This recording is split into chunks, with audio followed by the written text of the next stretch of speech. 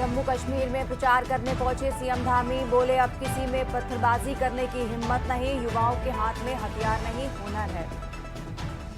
Dengue को लेकर बढ़ाई गई सतर्कता, स्वास्थ्य मंत्री धन सिंह रावत ने सभी सीएमओ को डेंगू नियंत्रण के लिए अभियान चलाने के दिए निर्देश। प्रदेश में दुर्गम क्षेत्रों में गर्भवतियों को भी मिलेगी हेली एम्बुलेंस की सुविधा, मुख्य सचिव राधा रतौड़ी ने दिए निर्देश। प्रदेश में बिना प्राधिकरण की अनुमति के निर्माणाधीन 7 होटल किए सीज, 24 होटल अवैध रूप से किए जा रहे निर्माण। बागेश्वर में ग्रामीणों को शराब बार का विरोध करना पड़ा भारी, फिल्मी स्टाइल में गरुड़ बाजार में शिकायतकर्ता से मारपीट। उत्तराखंड के 7 जिलों में बारिश का रेड अलर्ट, 14 सितंबर तक भारी बारिश की चेतावनी, सभी जिलों के डीएम को अलर्ट रहने के निर्देश। आप देख रहे हैं के न्यूज, खबरों का सारथी। नमस्कार, आप देख रहे हैं के न्यूज इंडिया। मैं हूं आपके साथ तन्वी सक्सेना। बुलेटिन की शुरुआत करते हैं जम्मू कश्मीर विधानसभा चुनाव को लेकर। जम्मू कश्मीर के विधानसभा चुनाव में उत्तराखंड के मुख्यमंत्री पुष्कर सिंह धामी भी प्रचार के लिए पहुंचे। जम्मू कश्मीर की सांबा विधानसभा क्षेत्र में प्रचार प्रसार किया। सीएम धामी जम्मू कश्मीर में भाजपा प्रत्याशी सुरजीत सिंह सलाथिया के पक्ष में चुनाव प्रचार किया। उत्तराखंड के मुख्यमंत्री पुष्कर सिंह धामी का सांबा पहुंचने पर बीजेपी पदाधिकारियों और पार्टी कार्यकर्ताओं ने जोरदार स्वागत किया। इस दौरान बीजेपी के राष्ट्रीय महासचिव और जम्मू कश्मीर प्रभारी तरुण चुग भी वहां मौजूद रहे। मुख्यमंत्री पुष्कर सिंह धामी ने रोड शो के साथ ही जनसभा को भी संबोधित किया। इसके साथ ही मुख्यमंत्री धामी बीजेपी प्रत्याशी के नामांकन में भी शामिल हुए। अपने संबोधन के दौरान मुख्यमंत्री पुष्कर सिंह धामी ने कहा कि जम्मू कश्मीर में होने वाला इस बार का चुनाव बेहद ऐतिहासिक होने वाला है, क्योंकि आज़ादी के बाद पहली बार जम्मू कश्मीर के लोग 2 झंडे 2 संविधान के नीचे नहीं, बल्कि हमारे तिरंगे के नीचे, बाबा अम्बेडकर के संविधान के नीचे वोट करेंगे। धामी ने मतदाताओं से भाजपा के पक्ष में वोट करने की अपील की और पार्टी के प्रति कमल का उल्लेख करते हुए कहा कि डबल इंजन सरकार क्षेत्र को नई ऊंचाइयों पर ले जाएगी।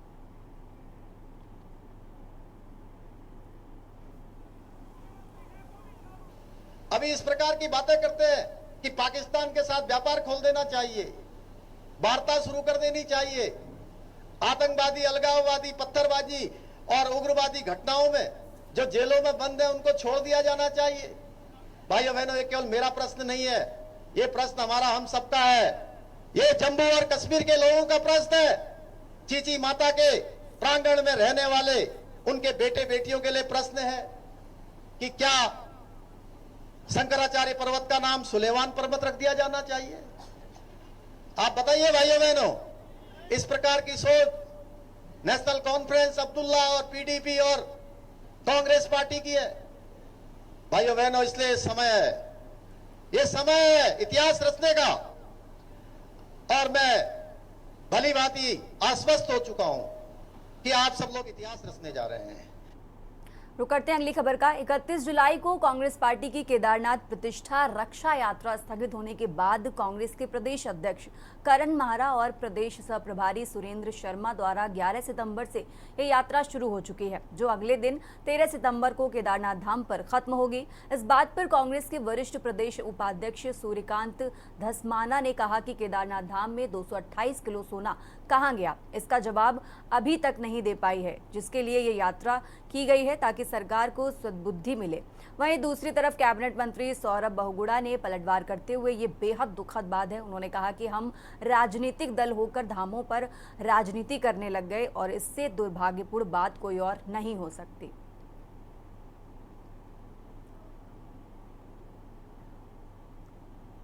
ये बहुत दुखद ये बात है ये कि उत्तराखंड जो है हमारा धामों के नाम से जाना जाता है, देवभूमि के नाम से जाना जाता है। केदार बाबा हो गए, बद्री विशाल हो गए, हमारे यमुनोत्री धाम, गंगोत्री धाम हो गया। और अगर हम पॉलिटिकल पार्टीज़ होके अगर हम धामों के ऊपर राजनीति करना शुरू कर देंगे तो इससे दुर्भाग्यपूर्ण स्थिति हमारे ऊपर नहीं होगी। कांग्रेस ने जनता को भ्रमित करने के लिए, देखिए जब वहाँ पर आपदा आई तो जिस तरीके से केदारनाथ आपदा में माननीय मुख्यमंत्री जी ने फोरफ्रंट में जाके काम किया, जिस तरीके से लोगों को रेस्क्यू किया गया, 12,000 से ज़्यादा लोगों को रेस्क्यू कर लिया गया। रक्षा यात्रा दोबारा शुरू हुई है, स्थगित की गई थी 31 जुलाई को क्योंकि आपदा आ गई थी, हमने उसे पूर्ण करना था। 228 किलो सोना कहाँ गया, सरकार आज तक जवाब नहीं दे पाई। मंदिर के गर्भगृह की जिस प्रकार से मर्यादा भंग हुई उस पर सरकार कोई कार्रवाई कर नहीं पाई। डीकेटीसी ने कोई नोटिस किसी को नहीं दिया। वहाँ पर जो गुफा का नाम परिवर्तित किया था उसके बारे में कोई अब तक चर्चा नहीं।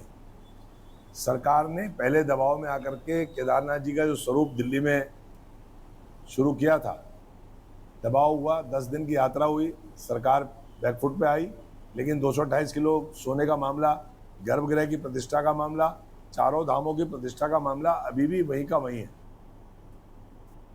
बढ़ते आगे खबरों में, रुद्रप्रयाग में गैर हिंदू रोहिंग्या मुसलमानों व फेरी वालों को गांव में एंट्री बैन को लेकर प्रदेश की सियासत एक बार फिर से गर्मा गई है। विपक्ष इस मामले को लेकर सरकार को आड़े हाथों ले रहा है। पूर्व मुख्यमंत्री और कांग्रेस वरिष्ठ नेता हरीश रावत ने सरकार पर तंज कसते हुए कहा कि इसे भाजपा की कायराना हरकत करार दिया। हरीश रावत का कहना है कि कायरों के पास साहस नहीं होता, इसलिए जैसे ही ये खबर मीडिया की सुर्खियों में बनी, भाजपा ने वहां से पोस्टर हटा दिए। उन्होंने कहा कि भाजपा के पास बताने के लिए कुछ नहीं रह गया, सिर्फ सरकार यूसीसी का राग गाती रहती है और रुद्रप्रयाग की घटना भाजपा की कायराना हरकत का सूचक प्रमाण है।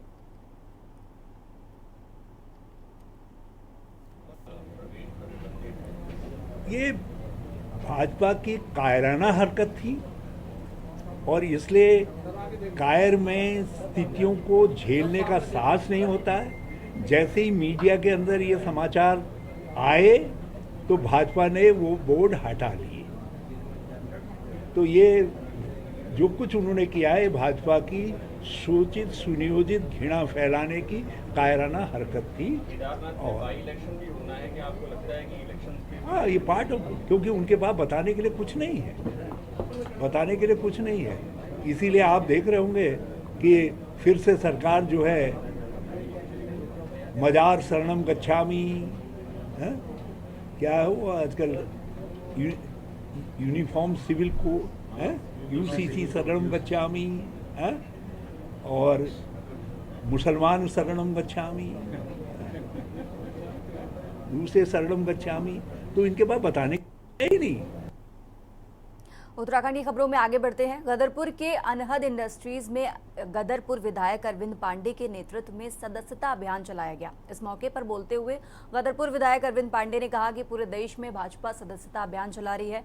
आज अनहद इंडस्ट्रीज से जुड़े सैकड़ों लोगों ने भाजपा की सदस्यता ली है। भाजपा सरकार के विकास कार्यों की जनहित योजनाओं से प्रभावित होकर लोग भाजपा की सदस्यता ले रहे हैं। आने वाले समय पर भाजपा और मजबूत होगी।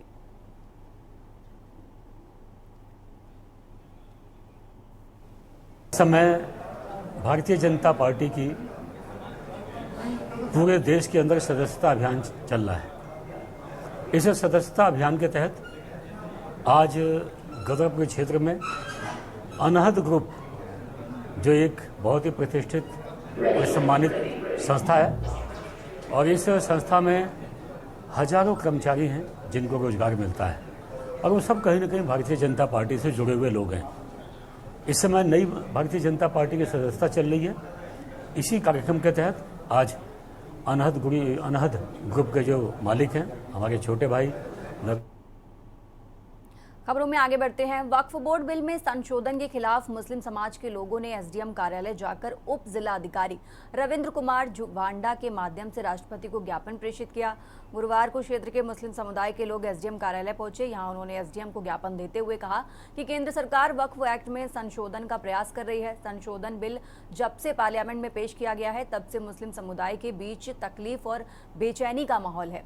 वक्फ संपत्ति केवल खुदा की मानी जाती है। उन्होंने आरोप लगाया कि संशोधन बिल पेश करने से पहले मुस्लिम तंजीम, कानून के जानकारों, इस्लामी स्कॉलर और उलेमा से किसी तरह की मशवरा नहीं लिया गया, जिससे केंद्र सरकार की नीयत पर सवाल खड़े हो रहे हैं। समुदाय के लोगों ने बताया कि मुस्लिम बुजुर्गों ने खुद की संपत्ति इसलिए वक्फ कराई थी ताकि उनसे होने वाली आय से गरीब, यतीम और मस्कीन लोगों की मदद हो सके, जबकि संशोधन बिल पास होने से वक्फ की संपत्तियों पर नाजायज कब्जे का रास्ता खुलेगा। इस मौके पर सैयद आसिफ मियां, हाजी शमसुल हक मलिक, मौलाना सलीम रिजवी, कारी रईस, मोहम्मद समीर, शहबाज चांद आदि मौजूद रहे। बताना चाहता हूं कि आज हमने उप जिलाधिकारी महोदय सिद्धार्थगंज के माध्यम से महामहिम राष्ट्रपति महोदय भारत सरकार को एक लेटर दिया है, ज्ञापन दिया है, जिसमें हमने वक्फ अमेंडमेंट बिल जो कि अभी कुछ दिन पहले हुकूमत वक्त ने संसद में पेश किया था, उसको खारिज करने की मांग की है। अगर वो, हमें उम्मीद है कि सरकार ने पहले भी बहुत सारे बिल को खारिज किया है, हमें उम्मीद है ये बिल भी पूर्ण रूप से खारिज होगा, क्योंकि वक्फ अमेंडमेंट बिल जो है भारतीय संविधान के आर्टिकल 14 से टकराता है, आर्टिकल 25, आर्टिकल 26 के खिलाफ है, अभिव्यक्ति की आज़ादी छीनने की बात है, और भारत का संविधान अभिव्यक्ति की आज़ादी की बात करता है। तो हमने जो लेटर दिया, इसके माध्यम से हमने मांग की कि इसको बिल को खारिज किया जाए। पूर्ण रूप से उम्मीद है कि खारिज होगा, नहीं होगा तो हम इस आंदोलन को बढ़ा देंगे। तो करते हैं अगली खबर का। मौसम विभाग के पूर्वानुमान के बाद बागेश्वर जिले में भी झमाझम बारिश हुई। बारिश के दौरान ग्रामीण अशोक राम ग्राम सभा गाजली के आवासीय भवन की छत टूट गई। प्रशासन को सूचना प्राप्त होने पर बागेश्वर के नवनियुक्त जिलाधिकारी आशीष भटगाई ने खुद मोर्चा संभालते हुए आपदा प्रभावित से दूरभाष से वार्ता की। साथ ही आपदा प्रभावित को हर संभव मदद का भरोसा भी दिया गया। आपदा प्रभावित अशोक राम ग्राम सभा गाजली ने जिलाधिकारी बागेश्वर आशीष भटगाई से फोन पर बात की और आप बीती मीडिया से साझा की।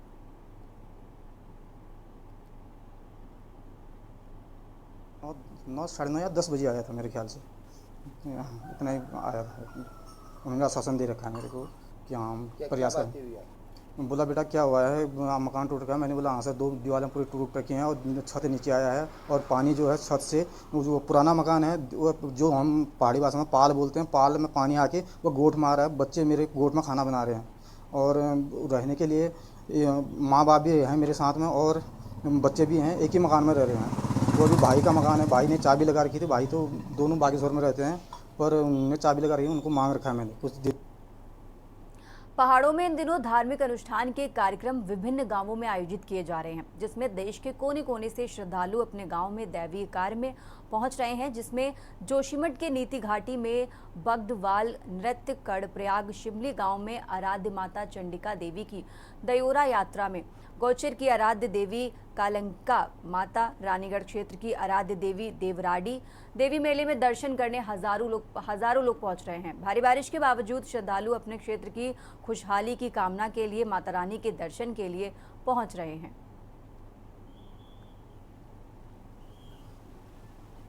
ये हमारी भगवती ही नंदा अष्टमी, जो कि कृष्ण अष्टमी को भगवान कृष्ण की बहन का, और इस समय नंदा अष्टमी जो कि देव देवताओं की रानी है, प्रथमे शैलपुत्री स्वरूपणी हमारी भगवती जगदम्बा देवरानी देवी है। ये भाद्रपद अष्टमी और नवमी के दिन माँ भगवती का पर्व मनाया जाता है। ये देवताओं में जो प्रथम शैलपुत्री, नव दुर्गाओं में जो प्रथम शैलपुत्री होती है भगवती देवरानी देवी, प्रथमे देवरानी थी। देवल गांव के नाम से इसको देवरानी कहा गया, वैसे देवरानी है वो। और अब खबर आपको सितारगंज से बता रहे हैं, जहां गणपति बप्पा मोरया का जयघोष है। भक्ति गीतों और ढोल की थाप पर थिरकते भक्त, फिजा में उड़ता गुलाल और रंग, चेहरों पर झलकती उमंग और उल्लास। विधि विधान के साथ बप्पा का पूजन विसर्जन किया गया। अगले बरस तू जल्दी आ की कामना की गई। शहर में चतुर्दशी पर रविवार को भगवान गणेश की प्रतिमा के विसर्जन जुलूस में यही देखने को मिला। गणेश उत्सव की शुरुआत भाद्रपद के शुक्ल पक्ष की चतुर्थी की गणेश प्रतिमा की प्रतिष्ठा से हुई थी। गणेश पूजा अर्चना के बाद गुरुवार को बप्पा को श्रद्धालुओं ने विदा किया। शहर की सड़कों पर हर तरफ आस्था और श्रद्धा के साथ बप्पा को विदा करने जाते श्रद्धालु नजर आए। ढोल की थाप और डीजे की गूंज पर भक्त नाचते और गुलाल खेलते हुए चल रहे थे। कैलाश नदी में प्रतिमा विसर्जन का विसर्जन किया गया। श्री गणपति सेवा समिति द्वारा आयोजित श्री गणेश महोत्सव के कार्यक्रम के मुख्य अतिथि भाजपा नेता सुखदेव सिंह ने श्री गणेश जी की प्रतिमा के समक्ष दीप प्रज्वलित करके पूजा अर्चना का शुभारंभ किया। श्री गणपति की पूजा के उपरांत भगवान सत्यनारायण की कथा पूरे विधि विधान के साथ की गई, जिसमें भक्तों का जन सैलाब उमड़ा। उसके बाद मोदक प्रसाद का वितरण किया गया। श्री गणपति जी महाराज का ढोल नगाड़ों के साथ बैंड बाजे के साथ श्री गणपति जी महाराज पर पुष्प वर्षा की गई। इस दौरान प्रतिमा को रामलीला ग्राउंड से किच्छा रोड होते हुए, खटीमा रोड होते हुए चीका घाट स्थित कैलाश नदी में विसर्जन किया गया। गणपति बप्पा मोरया, अगले बरस तुम जल्दी आना, जयकारों से आसमान गूंजाभिमान हुआ।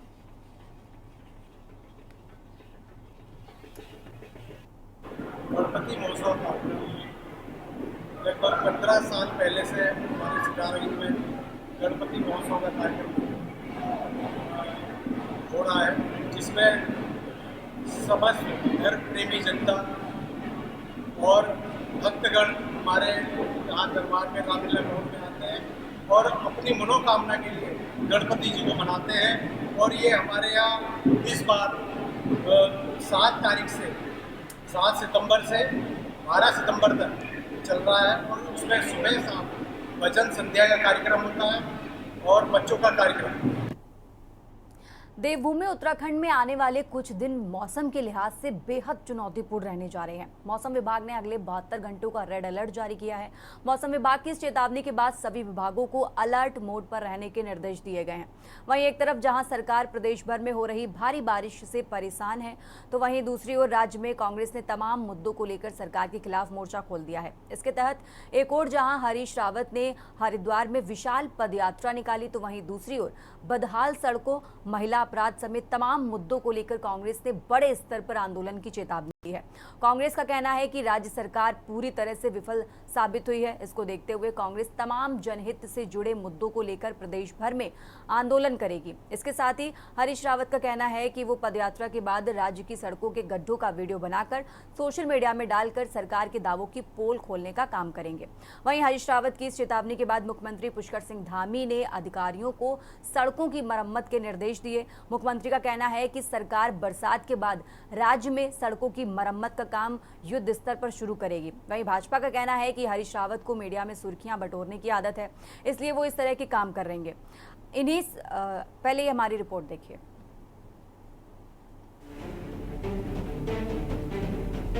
उत्तराखंड के लिए मौसम विभाग ने भारी बारिश की चेतावनी जारी की है। मौसम विभाग ने आने वाले दिनों में प्रदेश के 11 जिलों में भारी बारिश की संभावना जताई है।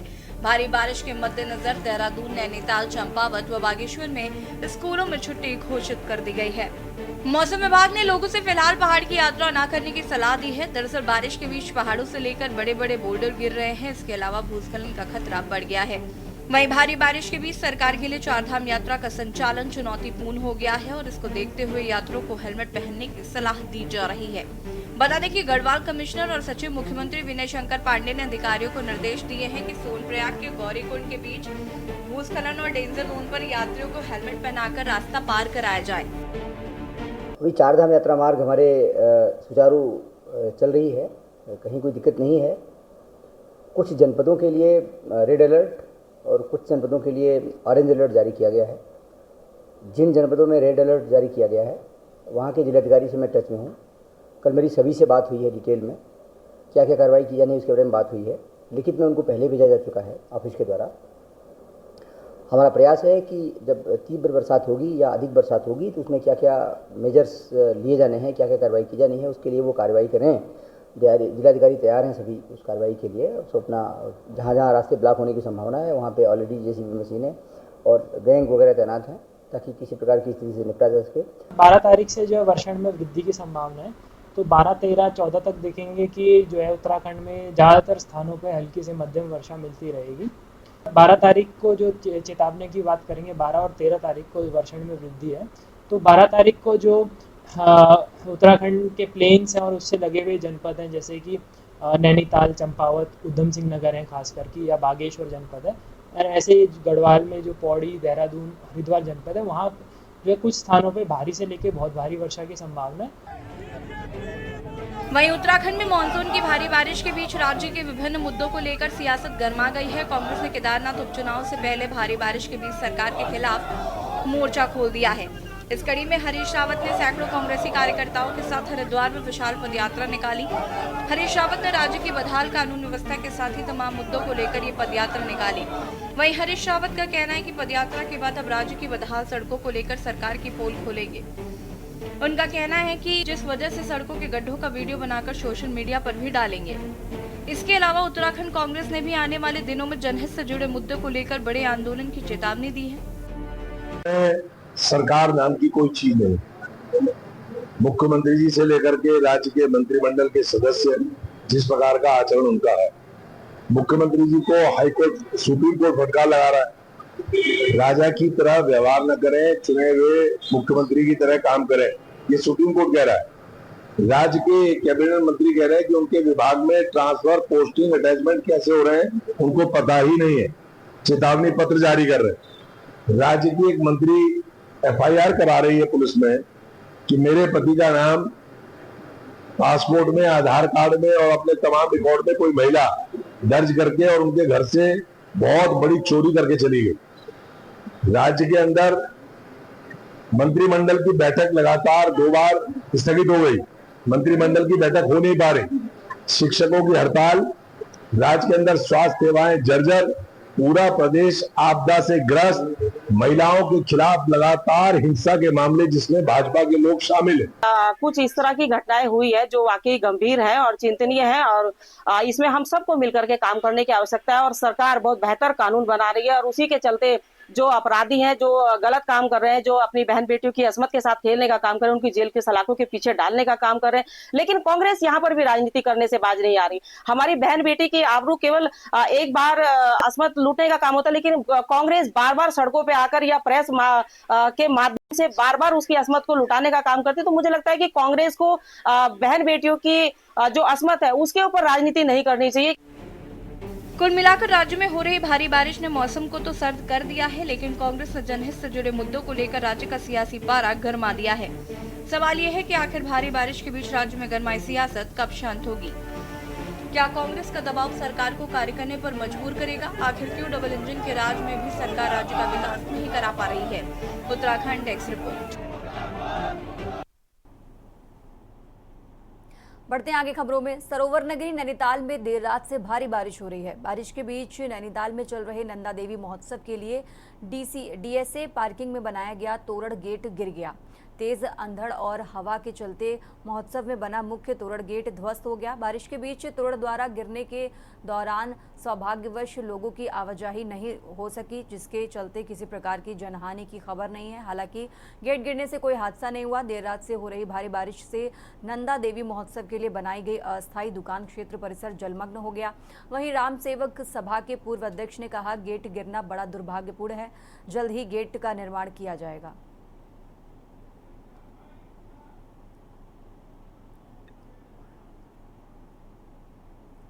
के लिए जो एक मुख्य गेट जो हमारा बनता है DSA कार पार्किंग के पास, सुबह हवाओं का रुख बहुत तेज था और वो गेट नीचे गिरा है। जो हमारे सुनने और जो देखने में आया है, क्योंकि देखिए बांस सारे सूख जाते हैं और मेरे ख्याल से बांस जो नीचे टूटने के कारण हवा का वेग बहुत ज़्यादा था, वो गेट गिरा है, जो बहुत दुर्भाग्यपूर्ण है। क्योंकि उस मेले में जब मंदिर में हम लोग प्रवेश करते हैं तो हमारे मेले की वो शान बढ़ाने वाला गेट था, जिसके टूटने से मेले में भी थोड़ा हमें लगता है कि कहीं ना कहीं थोड़ा नुकसान हुआ है। तो मेरा अनुरोध भी रहेगा प्रशासन से कि शीघ्र अति शीघ्र अगर वहाँ पर गेट बनाया जा सकता हो तो बनाया जाए। अगर समय कम हो तो जो गेट वहाँ पर गिरा है उसको वहाँ से हटा दिया जाए और रास्ता पूरा खोल दिया जाए। खबर उत्तराखंड में फिलहाल इतना ही। आप देखते रहिए के न्यूज़ इंडिया।